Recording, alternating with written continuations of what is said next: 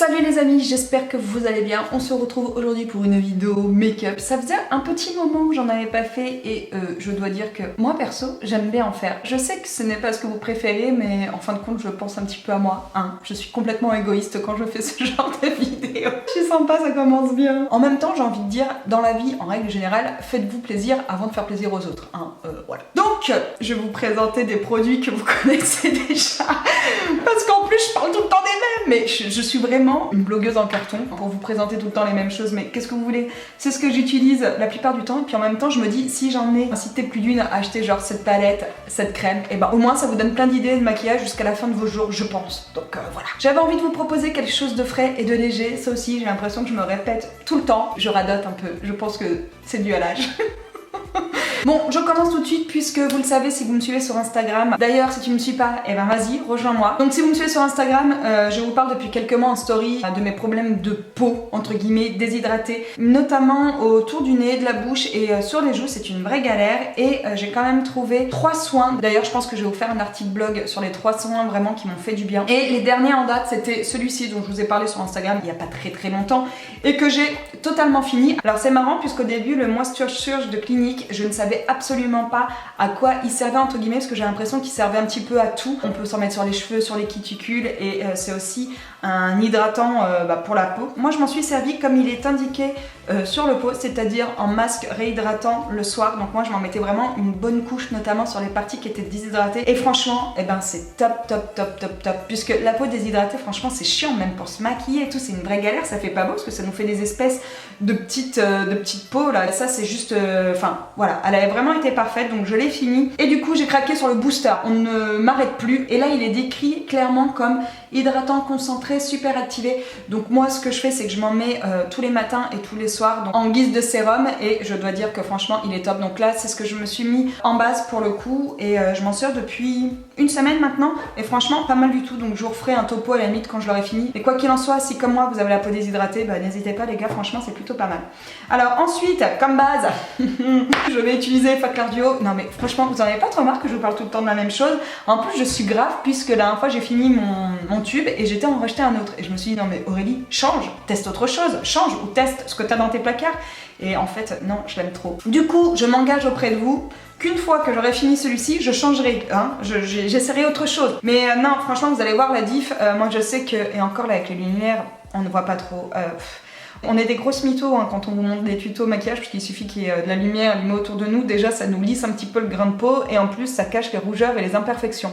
Mais clairement moi j'ai des rougeurs autour du pif, mais tout le temps, ça me saoule. Et ça c'est juste parfait parce que ça uniforme le teint et ça hydrate en même temps. Donc moi je trouve vraiment que c'est pas mal. Et ça reste une gamme dermato, donc c'est vraiment un produit soin on va dire, et c'est également adapté aux peaux acnéiques. La gamme Faclar de La Roche-Posay est adaptée, enfin c'est la gamme pour les peaux à problème tout simplement, mais il convient aussi pour les peaux normales, donc ça c'est cool, voire même pour les peaux déshydratées. Alors moi j'avais demandé à la dermato, puis elle m'avait dit qu'il n'y avait pas de souci. Donc voilà, d'ailleurs rejoignez-moi sur Instagram puisque il y a un petit concours sympa. Si vous voulez tenter de gagner toute une routine de soins, je pense que ça pourrait vous plaire. Voilà, donc vous voyez déjà rien que ça. Franchement, pour les nanas qui ont des problèmes de rougeur, voire d'acné ou mine, ou même un petit peu de cerne, et qui ont clairement la flemme de se maquiller, ou qui se maquillent très peu mais qui ont juste envie voilà, de se donner un petit peu bonne mine, allez acheter ça. Vous mettez juste ça le matin, franchement il fait bien son taf. Et voilà, hein, c'est fait. Je pourrais m'arrêter là. Moi je vous le dis, on pourrait s'arrêter là, hein. Bon, ensuite je vais quand même rajouter une petite touche de fond de teint. Vous le savez maintenant si vous me suivez depuis un petit moment. Oui, je mélange souvent les deux, hein. J'utilise les deux produits clairement, puisqu'en fin de compte les Faclar Duo va vraiment me servir de base, comme on voit souvent sur les maquillages, tout ce qui est base verte et tout. Moi j'utilise ça parce que je trouve que voilà, ça camoufle un petit peu les cernes, et je trouve que pareil ça camoufle tout ce qui est un petit peu zone rouge et tout, même acné. Donc dès qu'on a un petit bouton ou un truc, ça je trouve ça juste top.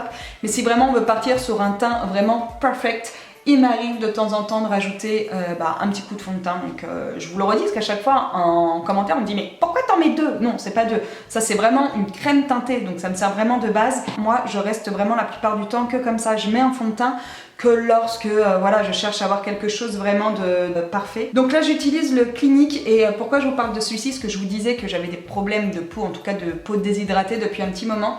Et celui-ci, c'est un fond de teint hydratant réparateur, c'est-à-dire qu'il est vraiment conseillé pour les peaux comme moi, en fait, qui sont déshydratées et voire même sensibles. Je vous avouerai que c'est carrément un crash test parce que c'est la première fois que je l'utilise, donc je fais ça en direct avec vous. Alors au niveau couvrance, clairement, moi j'ai jamais eu de soucis avec les fonds de teint cliniques que je trouve vraiment pas mal. Au niveau texture, pareil, je trouve que dans l'ensemble ils sont plutôt cool. Il en faut souvent très peu pour avoir quelque chose de sympa. Et là, clairement, c'est encore le cas avec celui-ci. Je crois que j'ai essayé vraiment tous les fonds de teint de chez Clinique. Et dans l'ensemble, moi, c'est des fonds de teint qui me conviennent bien. Après, je crois que mon préféré quand même, puisque j'aime les choses de très naturelles, je crois que le couture de Givenchy est juste méga canon. Vraiment, si vous cherchez quelque chose simple d'utilisation et hyper léger, le couture de chez Givenchy, je vous en ai parlé à plusieurs reprises de celui-ci. Franchement, il est vraiment top. Mais écoutez, c'est pas mal, hein, ça rehausse bien le teint. Je pense qu'une teinte en dessous pour ma carnation de peau aurait été pas mal. Mais généralement, chez eux, je prends la teinte Vanilla. Et donc là, c'est ce que j'ai repris. Après, pour l'été, franchement, on va arriver dans les beaux jours. Je pense que ça fera bien l'affaire. Niveau confort, franchement, c'est un petit peu comme tous les fonds de teint de chez Clinique. Hein. Il est top. Moi j'adore leur fond de teint. Ensuite je passe à la poudre libre. J'ai hésité à prendre la Sephora. Après je me suis dit mais non Aurélie, change un peu, ils en ont marre de voir tout le temps les mêmes choses. Donc celle-ci je vous en avais parlé également, c'est une de chez Givenchy. Et je la trouve jolie parce qu'elle est légèrement nuancée. Vous voyez, il y a 3 couleurs différentes. Et je trouve que le rendu sur la peau est plutôt pas mal. Peu importe en plus la carnation de notre peau, je trouve qu'elles se font plutôt bien. Bizarrement pour celle-ci, plutôt que d'utiliser un pinceau, j'utilise la petite éponge parce que je la trouve ultra douce. Et en fin de compte, je trouve que c'est plutôt pas mal quoi. Voilà. Et ensuite je repasse avec un gros pinceau, histoire de bien uniformiser le tout. Ensuite je passe au bronzer et vous le connaissez également, c'est celui d'Urban Decay que j'utilise à chaque fois qu'il refait beau, en fin de compte, à chaque fois qu'on commence à avoir du soleil. Donc c'est le Sun Kissed de chez Urban Decay que j'aime beaucoup, j'adore sa teinte. C'est vrai que ça me fait vraiment penser moi aux teintes chaudes quoi, de l'été. C'est un bronzer qui reste assez léger. Donc voilà, quand on commence à se maquiller par exemple et qu'on veut quelque chose d'assez naturel, et ça c'est une teinte sur laquelle vous pouvez vous diriger aussi. Alors franchement, ne faites pas gaffe à mes ongles, j'ai honte, ils sont dégueulasses. J'ai tout bouffé en finissant de regarder la série Breaking Bad. Non mais j'étais en mode stress. Je les ai rarement vus aussi pourris, aussi dégueux. Mais bon, que voulez-vous, faut que j'arrête de regarder ce genre de série parce qu'en plus après j'en rêve la nuit. Mais alors je sais pas, ceux qui l'ont regardé, ceux qui l'ont fini, ceux qui sont dedans. Moi j'ai été super déçue de la fin. Donc je vais ne pas spoiler, mais non mais franchement, ça m'a énervée, j'étais méga déçue quoi. Et j'ai tout bouffé. Bref, ensuite je vais utiliser la palette Chocolat Bar. Vous êtes étonnés, hein? Ouais, vous êtes étonnés, que j'adore, vous le savez. En même temps, j'ai mis une petite robe de grand-mère dans les teintes un petit peu beige marron, qui vient de chez Mango, pour celles que ça intéresse. Et celle-ci, voilà, correspond bien aux teintes que j'aime porter en règle générale. Donc, comme d'hab, j'utilise le White Chocolat en tant que base. Je sais pas trop ce que je vais faire encore.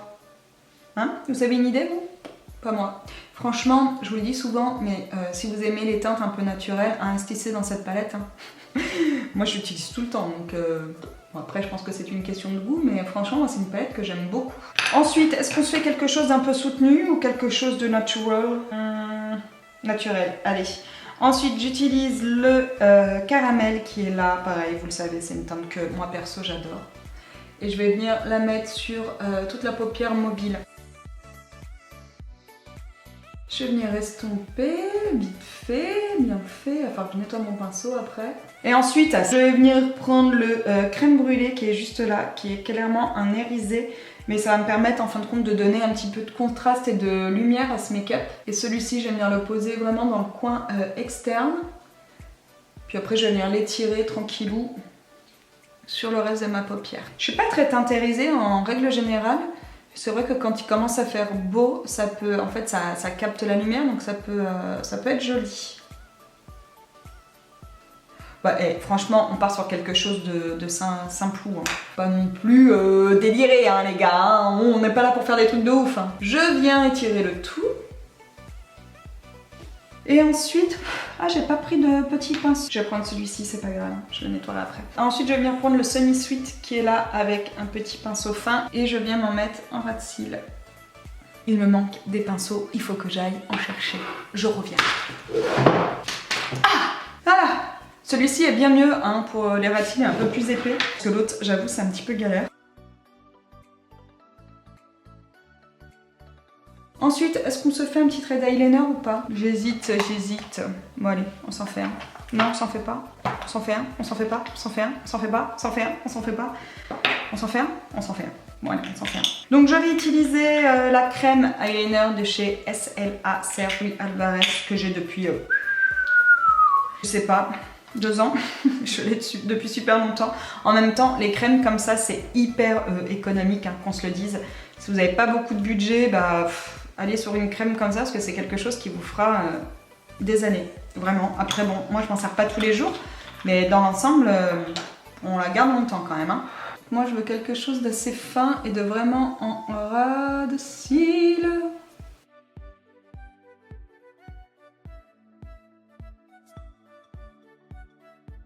Oh, qu'est-ce que j'ai fait, bordel! C'est de votre faute ça, hein. Vous m'avez dit, ah oui, vas-y, fais un trait d'eyeliner. Bon, voilà, j'en ai un qui est légèrement plus épais que l'autre, mais ça ira. Moi, je galère à chaque fois à me maquiller dans ces petits miroirs là. Je préfère largement me maquiller sur un grand miroir, tu vois. Celui qui est au-dessus de mon lavabo par exemple, dans ma salle de bain, il est pas mal. L'option modulable là, avec la petite bague, je trouve que c'est un petit peu gadget. Pas vraiment la sensation de voir une différence, parce que je m'en sers avec la bague serrée, la bague desserrée. Mais dans l'ensemble, je trouve que le rendu des cils est plutôt joli. Je trouve qu'il gagne bien les cils en l'occurrence. Après, à démaquiller, je le trouve un petit peu chiant, puisqu'il ne se démaquille qu'à l'eau chaude il me semble. Mais après je pense que c'est vraiment une question d'habitude. Mais sinon, oui, je dois dire que je l'aime bien. C'est pas mon préféré, mais dans l'ensemble je l'aime bien. D'ailleurs j'avais recommandé à ma mère, elle se l'était acheté, puisque je trouve vraiment qu'il fait des jolis cils. Moi la plupart du temps quand je le mets on me demande en fin de compte ce que je porte. Donc il a quand même un aspect assez recourbant et allongeant malgré tout. Est-ce que je mets du blush? J'hésite. J'avais pris cette teinte là. J'aime beaucoup les blush tartes, pareil. J'ai l'impression de vous dire à chaque fois la même chose. Ouais, et puis je ne vais pas en mettre d'ailleurs. Voilà, hein. Puis bah on va passer au rouge à lèvres du coup. Un petit coup de rouge à lèvres, puisque alors moi le rouge à lèvres, autant je peux ne pas me maquiller le teint, autant j'adore me mettre du rouge à lèvres. Je trouve que ça rehausse un petit peu le tout. Et j'hésite entre le rouge laqué de chez Clarins, que j'adore parce que justement ça change du mat et je trouve que le laqué est hyper beau, et une teinte plutôt nude de chez Estée Lauder, mais qui est plus crémeux pour le coup, je sais pas trop. Le rouge, parce que moi le rouge c'est ma couleur favorite de tous les temps dans les rouges à lèvres de toute manière je crois. Oh merde, qu'est-ce que j'ai fait encore?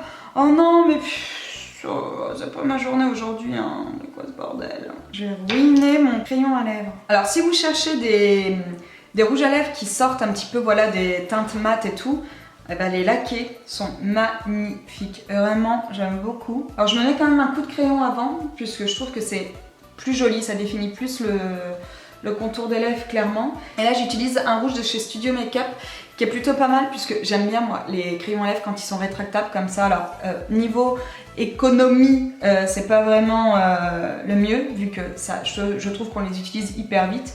Par contre au niveau de la pointe, de la praticité et tout, il n'y a rien de mieux.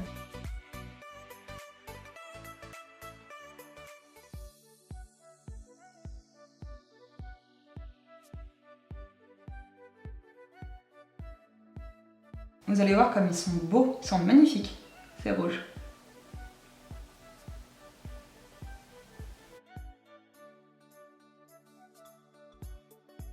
J'aime beaucoup l'effet des laqués comme ça de chez Clarins parce qu'ils n'ont pas ce côté brillant, ils n'ont pas ce côté mat et j'adore, je trouve ça vraiment trop beau quoi. Et pour moi ça a été vraiment une belle découverte ce rouge là. Je veux toute la collection. Oh là là là là là, moi je les trouve magnifiques. Ils sont trop beaux, vraiment, j'adore. Bon, et pour finir, je viens juste me donner un petit coup de brosse sur mes sourcils. Je ne vais pas venir les maquiller, puisque vous le savez, j'adore les sourcils naturels. Alors après, il faut qu'ils aient une forme. Moi, ça, parce que j'ai de la chance d'avoir une forme naturelle qui est pas trop dégueu, parce que j'avoue que des fois, voilà, quand tu as eu des problèmes de jeunesse et des sourcils qui n'ont plus de forme ou pas du tout de sourcils, j'arrive à comprendre que certaines femmes soient un petit peu obligé entre guillemets, parce qu'on est obligé de rien hein, les filles, hein. Attention, hein, les dictats de la mode, de la beauté, on est obligé de rien. Et j'arrive à comprendre que certaines femmes soient un petit peu complexées par la forme de leurs sourcils et les maquillent tous les jours. Et si vous avez des sourcils un peu fournis, peu importe leur forme, et que des fois vous avez pas envie de les maquillez pas. Voilà, moi je le fais souvent et ça me va très bien. Bon bah voilà les amis, nous avons terminé. J'arrête de papoter, je vous souhaite à tous une très belle journée et je vous dis à bientôt. Ciao.